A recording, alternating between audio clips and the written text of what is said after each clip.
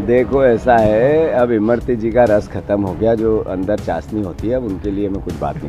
यह है कांग्रेस के फायर ब्रांड नेता और प्रदेश अध्यक्ष जीतू पटवारी, जो पूर्व मंत्री इमरती देवी का नाम लेकर अश्लील कटाक्ष कर रहे हैं।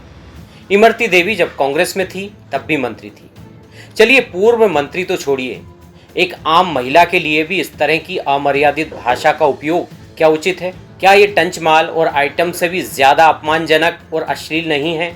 इस तरह के शब्दों का प्रयोग कोई आम आदमी करे तो भी ठीक नहीं, बल्कि ये देश की सबसे बड़ी पार्टी का एक सूबे का मुखिया इस तरह की भाषा का प्रयोग करे तो इसे क्या कहेंगे? खैर, इस बयान पर बवाल मचने के बाद जीतू पटवारी बैकफुट पर आ गए।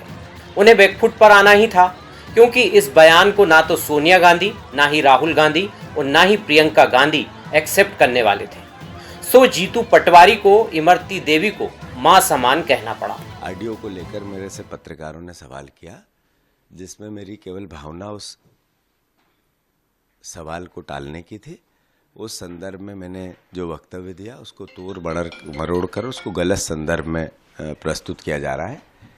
मैं इमरती देवी जी का जहाँ तक सवाल है, बड़ी बहन है मेरी, और चूंकि बड़ी बहन माँ जैसी होती है, तो मैं इतना ही कहूँगा कि मेरा संदर्भ सिर्फ इतना था कि सवाल कैसे टले, और उसके अलावा इंटेंशन कुछ नहीं था। फिर भी अगर किसी प्रकार की कोई ऐसी भावना ठेस पहुंची हो किसी की भी, तो मैं खेद व्यक्त करता हूँ, माफ़ी चाहता हूँ। ये चुनावी मौसम में इस बयान के बाद बवाल मचना ही था। जीतू पटवारी पर बीजेपी के अदने से लेकर बड़े बड़े नेता पिल पड़े।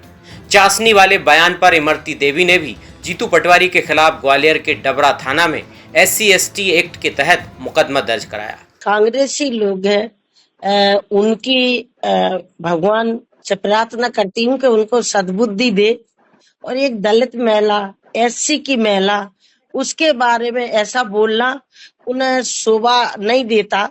और मैं तो कहती हूँ कि मैं तो उनसे कुछ ऐसा ज्यादा नहीं बोलना चाहती हूँ।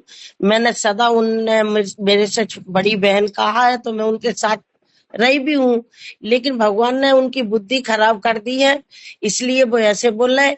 और वो क्या बोल रहे हैं, वो तो अब छोटे हैं, प्रदेश अध्यक्ष जरूर बन गए, लेकिन एजेड उनके तो कमलनाथ जी आइटम कहते हैं, दिग्विजय सिंह टचिंग माल कहते हैं। वैसे कांग्रेस में खुला खेल फरूखाबादी है। बोलने की आजादी के कारण ही अक्सर कांग्रेसी भाषा की मर्यादा भूल जाते हैं। पूर्व मुख्यमंत्री दिग्विजय सिंह ने कांग्रेस की नेत्री मीनाक्षी नटराजन को टंच माल कह दिया था। सज्जन सिंह वर्मा ने बेटियों की शादी की उम्र 18 से 21 साल करने के सवाल पर कहा था कि लड़कियां 15 साल में प्रजनन के लायक हो जाती। पूर्व मुख्यमंत्री कमलनाथ ने भी 2020 के उपचुनाव के प्रचार के दौरान इन्हीं इमरती देवी को आइटम कह दिया था। ये क्या आइटम है? ये क्या आइटम है? वो कहते हैं ना कि धनुष से निकला तीर और मुंह से निकले शब्द कभी वापस नहीं होते।